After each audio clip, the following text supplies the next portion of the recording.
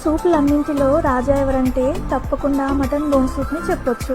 ఎందుకంటే అంత టేస్టీగా ఉంటుంది. మరి దీనికోసం కుక్కర్లో 1 టేబుల్ స్పూన్ నెయ్యి వేసుకొని హోల్ స్పైసెస్ అన్నీ వేసుకొని 1 నిమిషం ఫ్రై చేసుకోవాలి. తర్వాత ఉల్లిపాయలు పచ్చిమిర్చి వేసి ముందుగానే నీట్గా కడిగి పెట్టుకున్న మటన్ బోన్స్ని వేసుకొని ఆయిల్లో బాగా ఫ్రై చేసుకోవాలి.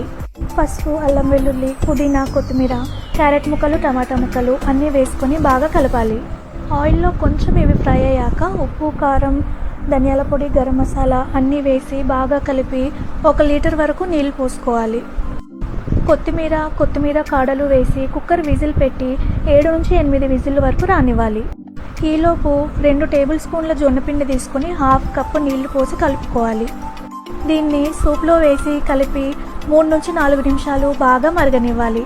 మీరెప్పుడు ట్రై చేస్తారు ఈ సూప్ని?